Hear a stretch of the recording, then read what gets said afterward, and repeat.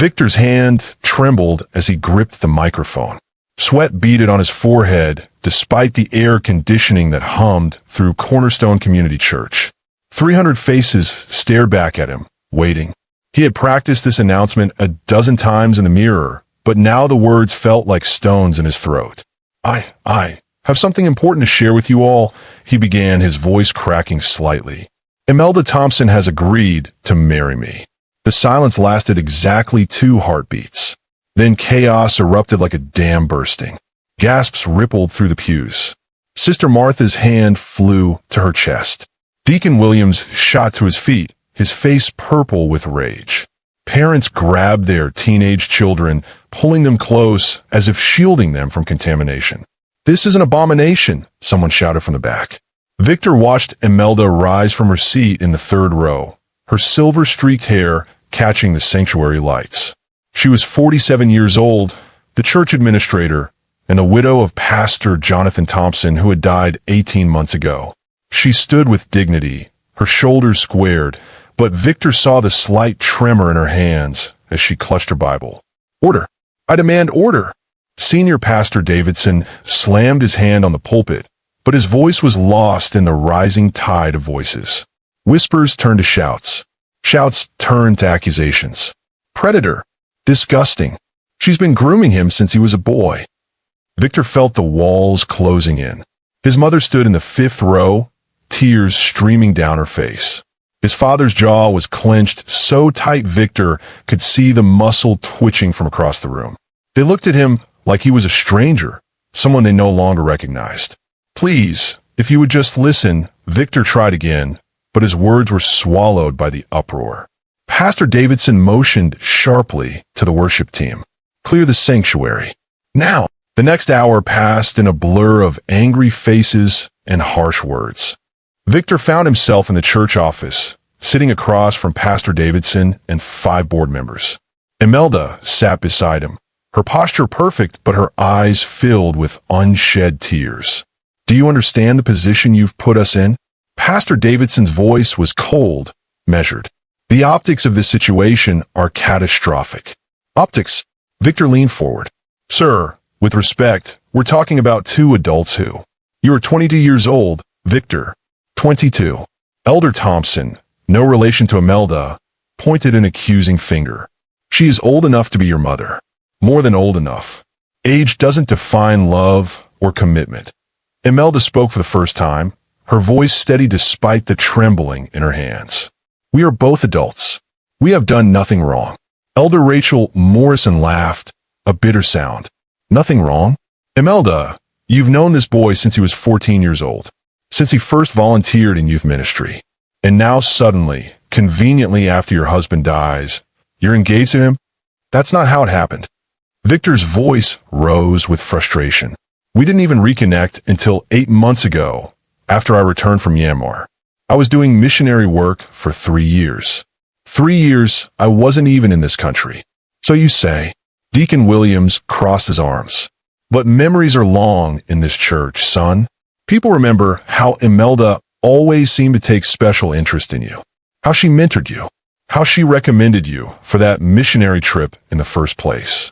The insinuation hung in the air like poison, because I saw potential in a young man who loved God." Emelda's composure finally cracked. "Because helping young people find their calling is what I've done for 25 years in this church. Are you seriously suggesting that every act of mentorship, every word of encouragement, was part of some elaborate scheme?" If you're watching this story unfold and want to see how Victor and Emelda navigate this impossible situation, hit that subscribe button and drop a comment below. Tell us what you think about age gap relationships. Are they automatically wrong, or is the church overreacting? Let's discuss this together. And don't forget to like this video to help others find this important conversation. Pastor Davidson held up his hand for silence. "Here's what's going to happen. Victor, you are suspended from all youth ministry activities effective immediately. We cannot have you working with teenagers given the current circumstances. You can't be serious." Victor's voice was barely a whisper. "I'm deadly serious. And Emelda, You will take paid leave while we conduct a thorough investigation into the nature and timeline of your relationship. We will be reviewing emails, text messages, and interviewing church members about any inappropriate behavior they may have witnessed over the years. Emelda stood abruptly, her chair scraping against the floor. You want to investigate me? Fine. Investigate. You will find nothing because there is nothing to find. But know this. You are destroying 2 lives based on assumptions and prejudice, not facts. We are protecting this church, Elder Morrison said quietly. Even if you can't see that. Victor drove Emelda home in silence. The streets of their small Georgia town felt different now, as if the very air had turned hostile. When he pulled into her driveway, she finally spoke. You could still walk away from this, Victor. No one would blame you. He turned to her, really looked at her. In the dim light from her porch, he saw the lines around her eyes, the gray threaded through her dark hair. But he also saw the woman who had prayed with him through his darkest doubts. The woman who had challenged him to think deeper about Scripture. The woman whose letters during his missionary work had kept him grounded when everything else felt uncertain. I'm not walking away, he said firmly. Not from you. Not from the truth. But the truth, as Victor would discover, mattered very little in the face of scandal. By Monday morning, the news had spread through town like wildfire. Victor's phone buzzed incessantly with messages, most of them brutal in their condemnation. His mother had left 17 voicemails, each one more desperate than the last. He couldn't bring himself to listen to them yet. He sat in his small apartment, the one he'd rented after returning from overseas, and stared at the wall. The knock on his door came at 9 o'clock sharp. His father stood in the hallway, looking older than Victor had ever seen him. The strong, barrel-chested man who had taught him to throw a football and change a tire now seemed diminished, hollowed out. Dad, don't. His father's voice was rough. Just don't. Your mother is devastated. She's been crying for 2 days straight. Do you understand what you've done to her? To our family. Victor stepped back, letting his father enter. I fell in love. That's what I've done. You've destroyed your reputation. Our reputation. His father paced the small living room like a caged animal. People are talking, Victor. They're saying terrible things. They're saying Emelda is a predator, that she manipulated you, that she's been waiting for years to sink her claws into you. And you believe that? Victor's voice was sharp with hurt. You've known Emelda for 2 decades. You know what kind of woman she is. I thought I did. His father stopped pacing and faced him. But this makes me question everything. What kind of woman pursues a man young enough to be her son? She didn't pursue me. I pursued her. Victor ran his hands through his hair, frustration building. After the memorial service for Pastor Jonathan, we talked. Just talked. About grief, about faith, about the future. I was planning to go back overseas, and she encouraged me to stay, to consider pastoring here. We became friends. Real friends. And somewhere in those conversations, something changed. You were vulnerable. She took advantage. Stop it. Victor's shout echoed in the small space. Stop making her into a villain. I'm a grown man. I serve in a foreign country for 3 years. I've counseled teenagers through addiction and abuse. I've seen poverty that would break your heart. I'm not a child who needs protecting from a predatory older woman. I am a man who made a choice to pursue a relationship with another adult. A godly, faithful adult who has served this church longer than I've been alive. His father's shoulders sagged. Then you're choosing her over your family? Why does it have to be a choice? Victor's voice broke. Why can't you trust that I know my own heart? That I've prayed about this? That God might actually be okay with this even if you're not? Because it's wrong, son. It just is. And if you can't see that, then I don't know who you are anymore. The door closed behind his father with a soft click that sounded like finality. Emelda faced her own battles. Her daughter, Sarah, showed up unannounced Tuesday afternoon, letting herself in with the key she'd never returned. Mom, what are you thinking? Sarah didn't bother with pleasantries. At 28, she looked painfully like her father, with the same sharp features and intense eyes. Dad's been gone less than 2 years, and you're already engaged? To Victor, of all people. Emelda set down her tea carefully. Your father would want me to be happy, Sarah. Happy? With a kid who probably wasn't even old enough to drink when you first met him? Sarah's voice rose. Do you know what people are saying? Do you know what this is doing to Dad's legacy? To our family name? Victor is not a kid. He's a man with his own ministry, his own calling. He's 22. Sarah threw her hands up. I'm 28, and I still feel like I'm figuring out my life. What could you possibly have in common with someone that young? Emelda stood, moving to the window that overlooked her garden. The roses her husband had planted were blooming, red and vibrant against the green. We have faith in common. We have a passion for serving God in common. We have conversations that last hours about theology, about purpose, about how to live authentically in a world that demands conformity. While I'm with Victor, I don't feel like a widow trying to fill empty hours. I feel alive again. You feel alive because he makes you feel young. That's not love, Mom. That's desperation. The words hit like a slap. Emelda turned slowly to face her daughter. Is that what you think of me? That I'm so desperate for youth, for relevance, that I would manipulate a young man into a relationship? Sarah's expression softened slightly, but her voice remained firm. I think you're lonely. I think you're grieving. And I think Victor represents everything Dad wasn't in his last years. Energy, possibilities, a future without hospital beds and medication schedules. But Mom, that's not a foundation for marriage. That's a fantasy. You're wrong. Emelda's voice was quiet but steady. About all of it. Yes, I'm lonely sometimes. Yes, I grieve your father every single day. But Victor isn't a replacement or a fantasy. He's a man who sees me, really sees me. Not as Pastor Jonathan's widow, or as the church administrator, or as someone's mother. He sees Emelda, the woman I am, not the roles I've played. Then you're both delusional. Sarah grabbed her purse. Because the rest of the world sees exactly what this is: inappropriate, scandalous, and wrong. And when you finally wake up from this midlife crisis, the damage will already be done. The door slammed. Emelda sank back in her chair and finally let the tears come. We're halfway through this powerful story, and the pressure on Victor and Emelda is mounting.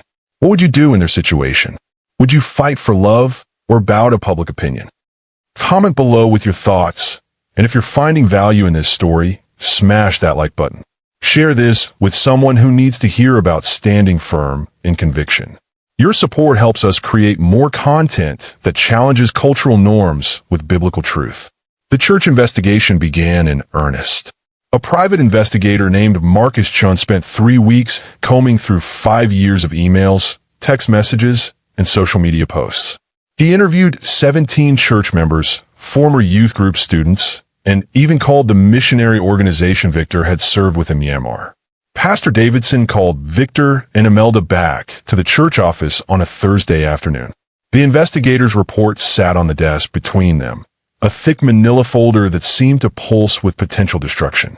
Mr. Chun found nothing inappropriate, Pastor Davidson said slowly, as if the words pained him. No evidence of grooming, no suspicious communications from when Victor was a minor, no indication of an improper relationship before Pastor Jonathan's death.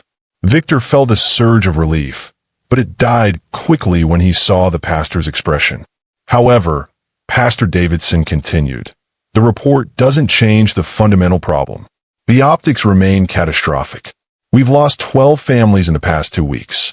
Donations are down 30%. Parents are pulling their kids from youth programs. The fallout is real and it's severe. So you're saying even though we've done nothing wrong, we're still guilty? Emelda's voice was ice. Elder Morrison leaned forward. We're saying that sometimes being right isn't enough. Sometimes the greater good requires sacrifice. The church is bigger than any 2 individuals. Is it? Victor spoke up, his voice stronger than he felt. Because from where I'm sitting, the church looks pretty small right now. Small-minded, small-hearted, more concerned with reputation than with truth. Watch your tone, young man. Deacon Williams pointed a finger. You may be cleared of wrongdoing, but you're still addressing your elders.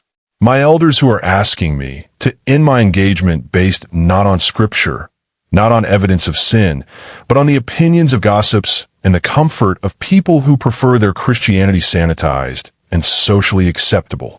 The tension in the room crackled like electricity before a storm. Pastor Davidson closed the folder. We're prepared to offer a compromise. You can continue your relationship, but you must do so quietly.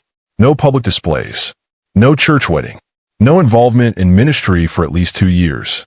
After that, if you're still together and the scandal has died down, we can revisit your positions. You want us to hide? Emelda's laugh was bitter. To slink around like we're having an affair instead of planning a marriage. We want you to be realistic about the impact of your choices. Elder Morrison's voice was almost gentle. Love isn't always enough, Emelda. Sometimes wisdom requires waiting. Victor looked at Emelda. In her eyes, he saw the same fire he felt burning in his own chest. They'd done nothing wrong. They'd been investigated and cleared. And still, it wasn't enough. It would never be enough because the real issue wasn't their conduct. It was their defiance of cultural expectations disguised as spiritual concern. No, Victor said simply. No. Pastor Davidson's eyebrows rose. No compromise. No hiding. No pretending that what we have is something shameful that needs to be concealed. Victor stood, and Emelda rose beside him. You want to know what Scripture says about our relationship? Show me the verse. Show me where the Bible condemns two adults, both followers of Christ, both committed to serving God, from marrying because of an age difference. The Bible speaks about propriety, about avoiding the appearance of evil. Deacon Williams began. The appearance of evil is in the minds of people who are more concerned with judgment than grace. Emelda interrupted. Jesus ate with tax collectors and prostitutes. He touched lepers. He defended an adulteress from stoning. The religious leaders of his day were scandalized by all of it. And he did it anyway, because he cared more about truth and compassion than about maintaining comfortable religious systems. Pastor Davidson's face hardened. So you're comparing yourselves to Jesus now? We're comparing this situation to a consistent biblical pattern, Victor said. God's approval versus human approval. Truth versus tradition. And every single time, God sides with truth even when it makes religious people uncomfortable. The silence that followed was heavy with unspoken consequences. Finally, Pastor Davidson spoke. Then I'm afraid we've reached an impasse. If you refuse the compromise, then effective immediately, both of your positions at this church are terminated. Not suspended. Terminated. You are welcome to attend services as members, but you will not serve in any leadership capacity. This is our final decision. Victor felt the words like a physical blow, but he kept his voice steady. Then we'll appeal to the congregation. Let them vote. There will be no vote. This is a board decision, and it's final. Elder Morrison stood, signaling the meeting's end. I'm sorry it's come to this, but you've left us no choice. Outside, in the parking lot where Victor had played basketball with youth group kids just weeks ago, Emelda leaned against his car and finally broke down. Not with quiet tears, but with great heaving sobs that shook her whole body. Victor held her, his own eyes burning, but refusing to let the tears fall. I've given 25 years to this church, she gasped between sobs. 25 years. I buried my husband from that sanctuary. I raised my children in those Sunday school rooms. And they threw me out like garbage. Not garbage. Victor said into her hair. Like a threat. Because that's what we are to them. A threat to their comfortable religion where everything fits in neat boxes and no one has to examine their prejudices. She pulled back, wiping her eyes. What do we do now? Victor looked back at the church building, its white steeple reaching toward heaven like an accusing finger.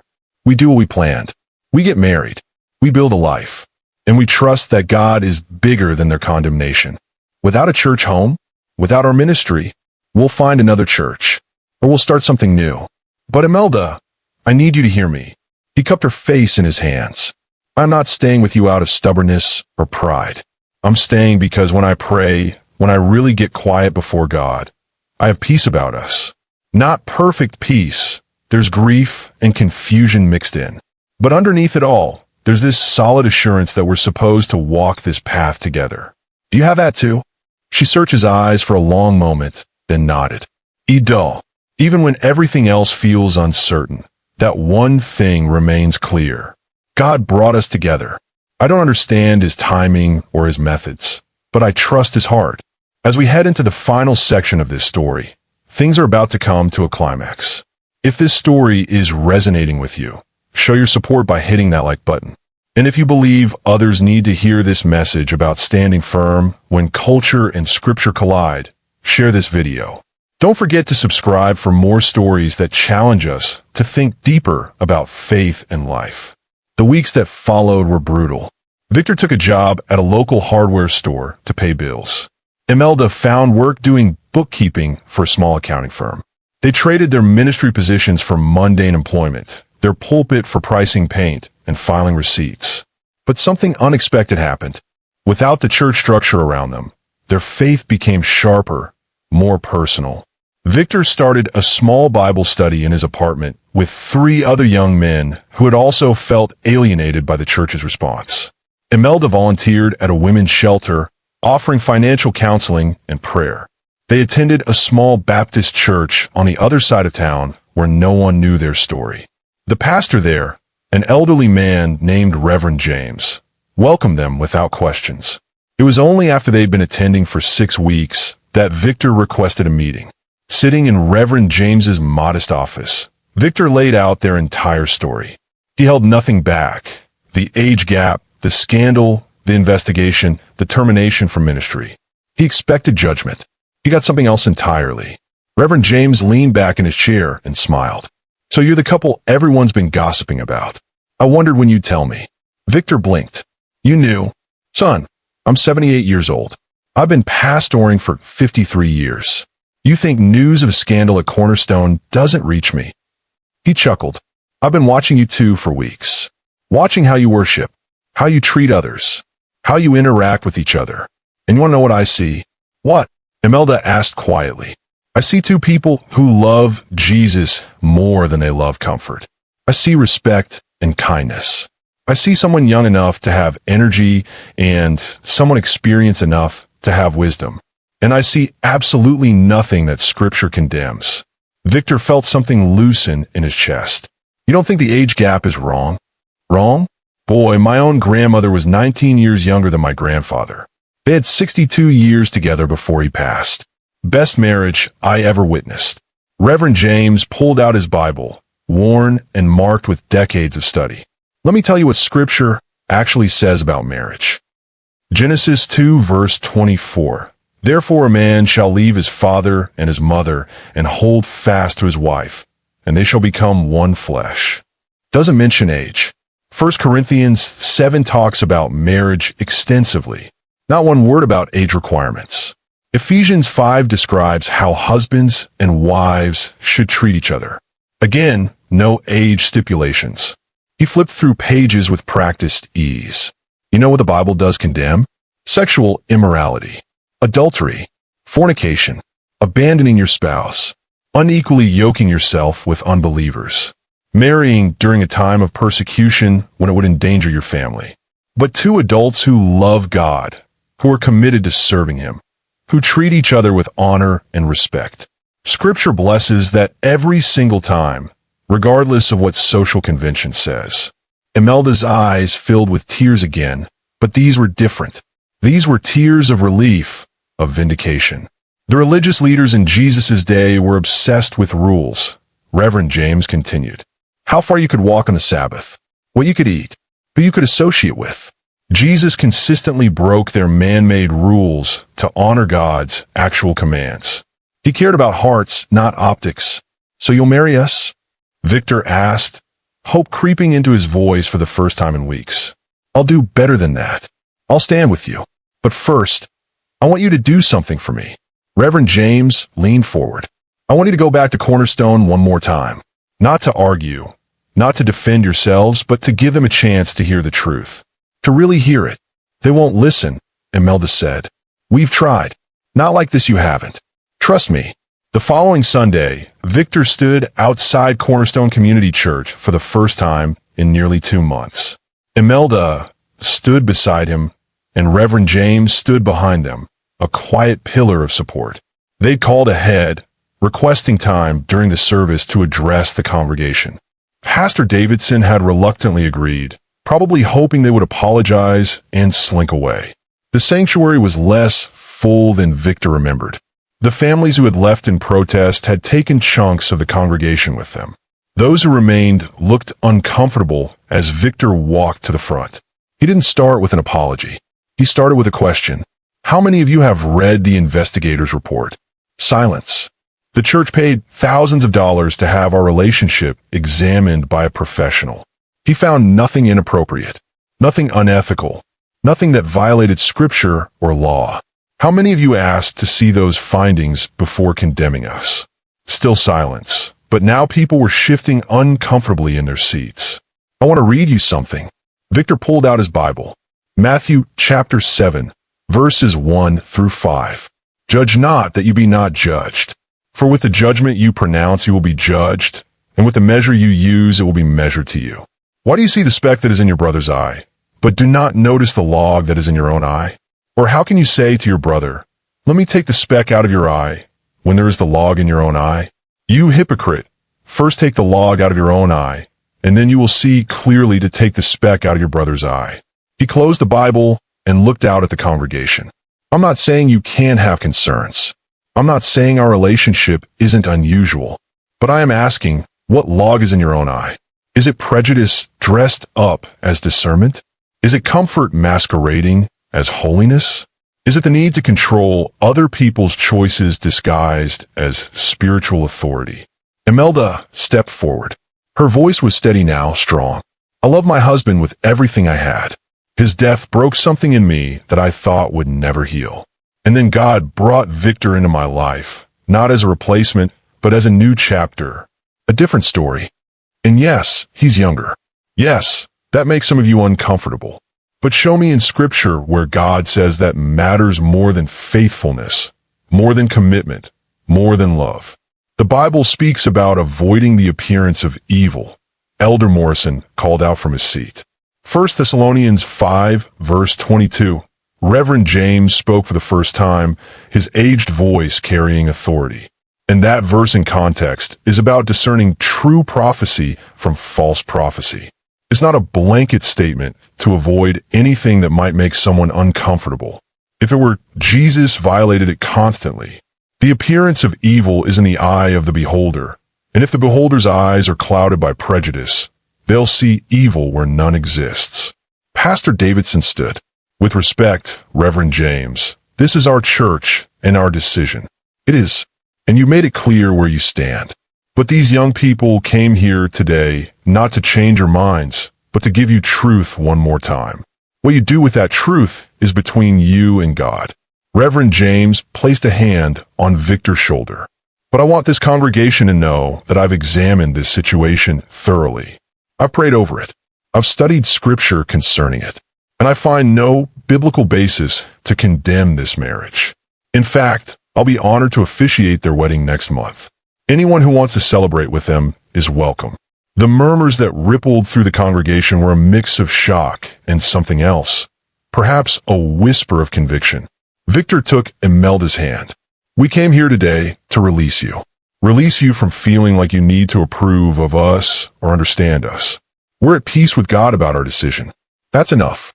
We hope someday you'll see that you missed an opportunity to show grace instead of judgment, to trust God's work in people's lives instead of enforcing your own comfort. But whether you see it or not, we're moving forward. And we're doing it with our heads high and our consciences clear. They walked out of the sanctuary together. No one followed them. No one called them back. But as Victor helped Emelda into the car, he saw faces in the windows, watching. Not all of them looked angry anymore. Some looked thoughtful. Some looked troubled. And a few looked almost ashamed. Do you think we changed any minds? Emelda asked as they drove away. Maybe not today, but seeds were planted. Sometimes that's all we can do. We're in the final moments of Victor and Emelda's journey. If this story has impacted you, don't just watch and leave. Hit that subscribe button so you never miss content that challenges cultural Christianity with biblical truth. Drop a comment sharing your biggest takeaway. And please, like this video and share with your church, your small group, anyone who needs to hear that God's approval matters more than human opinion. Let's build a community that values Scripture over scandal. The wedding took place on a Saturday afternoon in Reverend James's small church. The sanctuary seated only 150 people, but it felt full with the 73 guests who showed up. Victor's parents were not among them. Neither were Emelda's children. But others came, the young men from Victor's Bible study, women from the shelter where Emelda volunteered, members of Reverend James's congregation who had embraced them without reservation. And in the back row, try to look inconspicuous, sat 6 families from Cornerstone Community Church. They'd come quietly, without announcement, but they'd come. Sister Martha was there, the same woman who had gasped in horror at the original announcement. She met Victor's eyes as he walked down the aisle and nodded slowly, an unspoken apology in her expression. Reverend James kept the ceremony simple and focused on Scripture. He spoke about Ruth and Boaz, about how God often writes the most beautiful stories with the most unlikely couples. He talked about Abraham and Sarah, about their age difference, and how God blessed their union with nations. He reminded everyone that God looks at hearts, not demographics. When Victor said his vows, his voice didn't waver. Emelda, you taught me that faith isn't about following comfortable traditions. It's about following Jesus even when the path gets hard, even when religious people turn away, even when the cost is high. I choose you not because it's easy, but because it's right. Because God gave me peace about us when nothing else made sense. I promise to honor you, to respect you, to walk beside you until God calls one of us home. Emelda's vows were equally strong. Victor, you reminded me that God's plans don't end when our own plans fall apart. That He can take the broken pieces of a life and create something new, something beautiful, something that glorifies Him even if it confuses everyone else. I promise to encourage your calling, to support your ministry, to be your partner in serving God no matter what storms come. The kiss was simple, appropriate, and the applause that followed was genuine. At the reception, held in the church's fellowship hall, Sister Martha approached them. She held a card in her trembling hands. I need to say something, she began, her voice thick with emotion. I was wrong. I let fear and prejudice blind me to what was really happening. I saw what I expected to see instead of looking for truth. I am so kropka trudisore. Emelda embraced her, and the older woman broke down crying. It's forgiven, Emelda whispered. All of it. 3 more families from Cornerstone came forward throughout the evening, each with similar confessions. Not everyone had changed their minds, but enough had been moved to show up, to acknowledge their error, to ask for forgiveness. It was a start. 6 months later, Victor and Emelda sat across from Pastor Davidson in a coffee shop. He'd requested the meeting, and they'd agreed despite their reservations. The church is dying, he said without preamble. We've lost 40% of our congregation. The youth program collapsed completely. And the more I've prayed about it, the more I've realized something painful. He paused, gathering himself. We were wrong. Not about being concerned, that was natural, but about how we handled it. We let fear drive us instead of faith. We enforced cultural preferences as if they were biblical commands. And in doing so, we pushed away 2 faithful servants and showed our congregation that conformity matters more than conviction. Victor and Emelda exchanged glances. I'm not asking you to come back, Pastor Davidson continued. I know that bridge is burned, but I'm asking for something else. Would you be willing to come speak to our board? To help us understand what we missed? To teach us how to handle situations like this with more grace in the future? It was Emelda who answered. We'll come. Not because you deserve our time, but because other couples might face what we faced. And if we can prevent even one person from experiencing the kind of religious trauma, it's worth it. They met with the board 2 weeks later. Victor didn't sugarcoat anything. He walked them through the pain of rejection, the agony of watching his parents turn away, the crushing weight of being condemned without cause. Emelda talked about losing her church family just when she needed them most, about being investigated like a criminal for the crime of finding love. But they also talked about what Scripture actually says. Victor brought a handout he'd created, listing every passage in the Bible about marriage. He highlighted what was commanded, what was forbidden, and what was simply not addressed. Age gaps fell into the last category, completely absent from biblical prohibition. The Bible is clear about real sins, Victor explained. It condemns adultery repeatedly. It forbids fornication. It warns against divorce except in cases of sexual immorality or abandonment. It tells us not to be unequally yoked with unbelievers. But nowhere, not once, does it suggest that adults of different ages cannot marry if they're both following Christ. Emelda added, "What you did was enforce your own comfort zone as if it were God's law. And that's dangerous because it teaches people that Christianity is about fitting in rather than following Christ. It tells young believers that their value comes from meeting cultural expectations rather than from being made in God's image." The board members listened. Some looked defensive. Others looked convicted. Elder Morrison, who had been among the harshest critics, spoke up. "I've been studying scripture since you left," he said quietly. "Really studying it. Not just reading passages that confirmed what I already believed, but wrestling with what it actually says versus what I assumed it said. And you're right.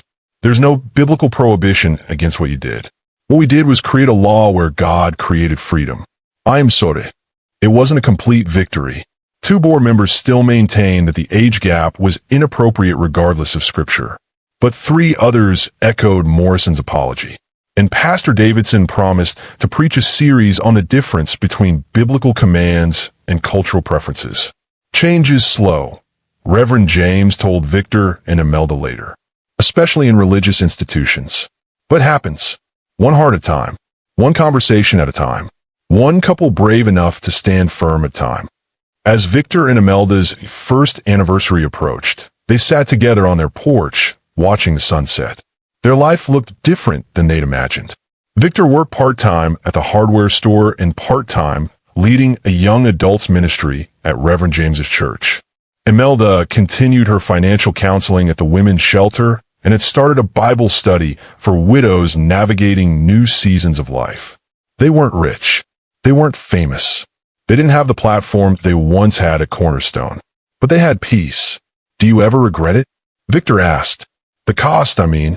Emelda was quiet for a moment. "I regret the pain it caused others. I regret that my children still won't speak to me. I regret that your parents missed our wedding. But regret choosing you? Regret following what I believe God was leading me to do? Never. Not for a single moment." Victor took her hand. It still startled him sometimes, the difference in their hands, his smooth and young, hers marked with years of work and life. But it no longer bothered him what others might think when they saw those hands together. "I learned something through all of this," he said. "I learned that the Christian life isn't about making everyone comfortable. It's about obedience, even when obedience costs you everything familiar. Jesus warned us that following him might divide families, might turn friends into enemies, might make religious people hate us. I just never thought it would be over something like this." The religious leaders hated Jesus for eating with sinners, Emelda mused, for healing on the Sabbath, for challenging their traditions.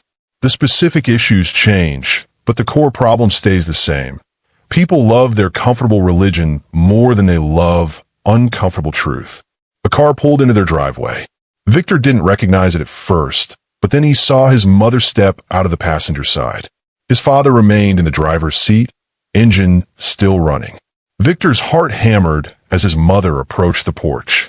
She looked older, thinner, but her eyes were clear. "I can't stay long," she said without preamble. "Your father's still not ready. But I couldn't miss your anniversary. I couldn't let another year go by without telling you that I see it now." "See what, Mom?" "How you look at her. How she looks at you. It's the same way your father and I used to look at each other before life got hard, and we forgot how to see each other clearly." She pulled an envelope from her purse. "This is from both of us, even though he won't admit it yet. It's not much, but it's something." Victor opened the envelope. Inside was a check and a card. The card had two words written in his father's handwriting: "Still praying." His mother hugged him quickly, then surprised them both by embracing Emelda. "I was scared," she whispered.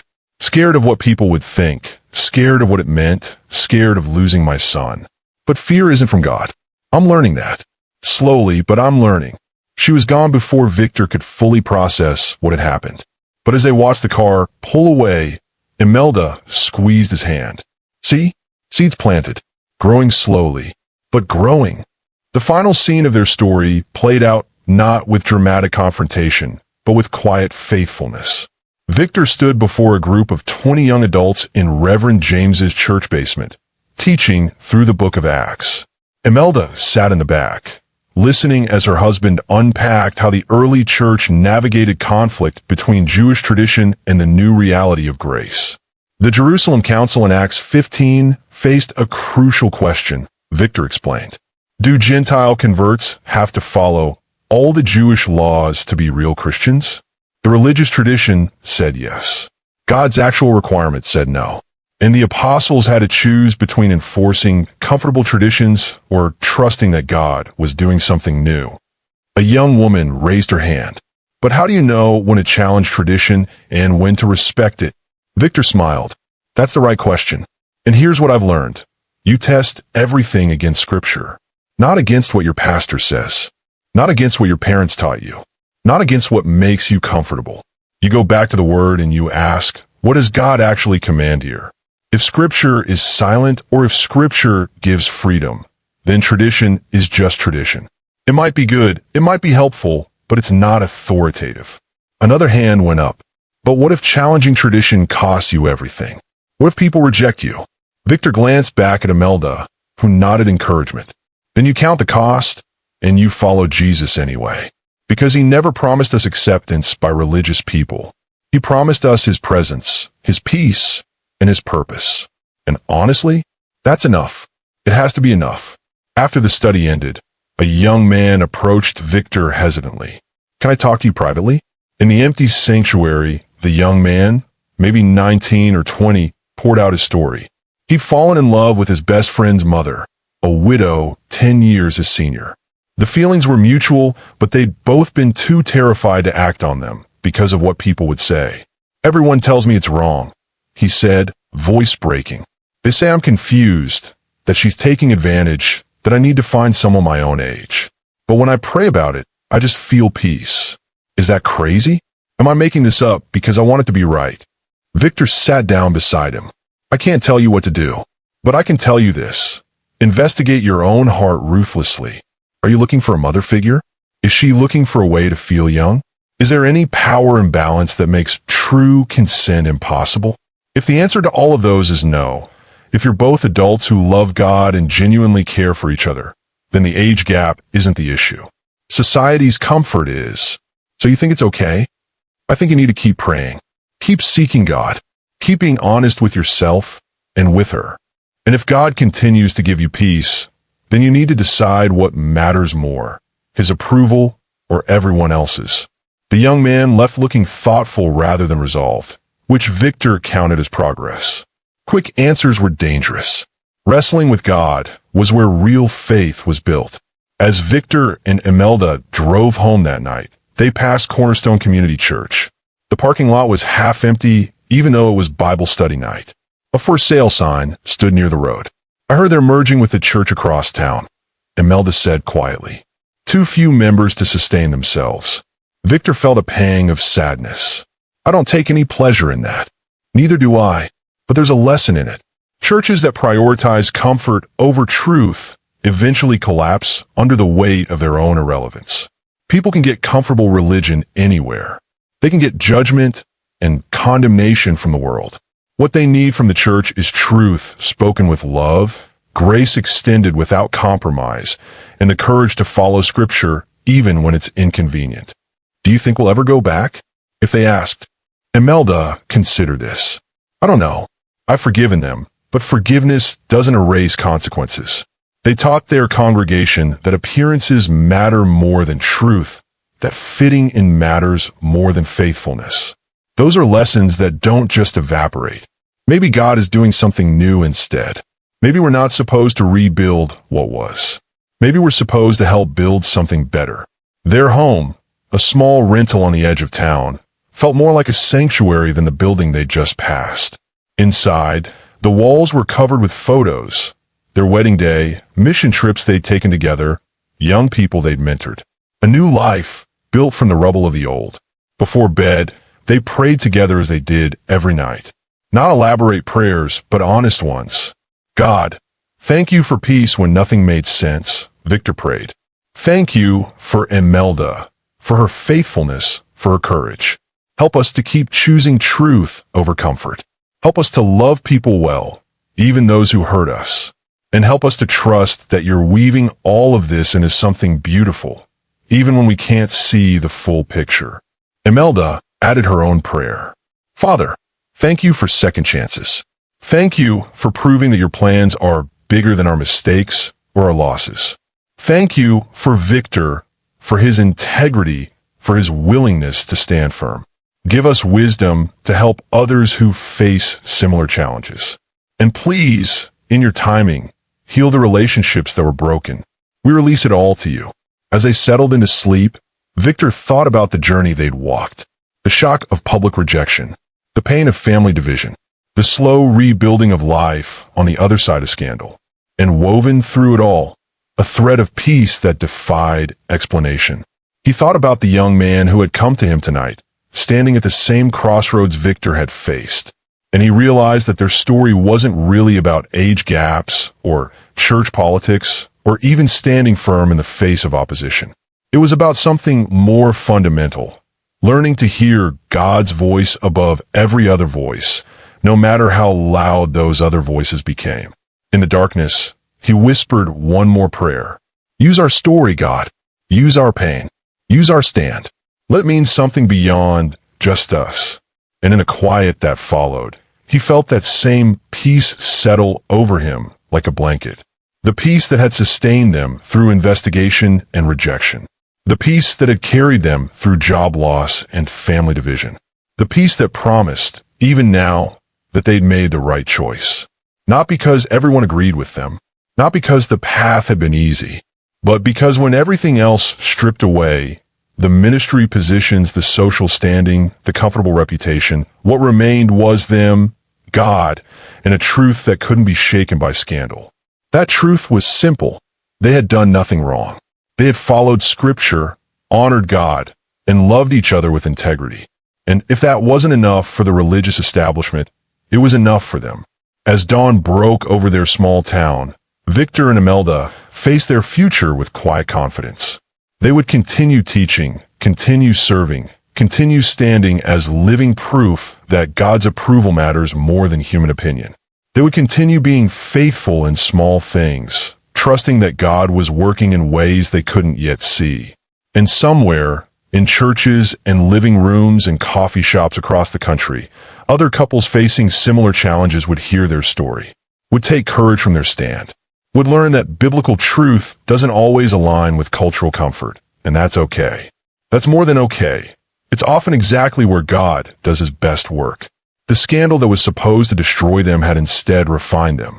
The rejection that was meant to silence them had given them a voice. And the love that everyone called too scandalous for the church had become a testimony to the scandalous grace of a God who writes the most unexpected stories with the most unlikely people. This is where their story ends, but it's also where it truly begins. Because every ending with God is just a new beginning in disguise. Every closed door is just God's way of directing us toward the door he wants opened. And every scandal endured for the sake of truth becomes a testimony to his faithfulness. If this story has challenged you, encouraged you, or made you think differently about faith and culture, don't keep it to yourself. Hit that subscribe button right now so you can continue getting content that digs deeper into what Scripture really says versus what tradition assumes. Share this video with someone who needs to hear that standing firm in biblical truth is worth the cost. Drop a comment telling us what spoke to you most. And smash that like button to help this message reach more people who are tired of comfortable Christianity and hungry for authentic faith. Remember, the most scandalous thing about Jesus wasn't who he ate with, or who he healed, or who he defended. It was his insistence on truth over tradition, grace over law, and God's approval over human comfort. Victor and Emelda learned that lesson the hard way. But in learning it, they discovered something more valuable than acceptance. They discovered that living with a clear conscience before God is worth more than living with approval from everyone else. Thank you for watching this story through to the end. Your support means everything.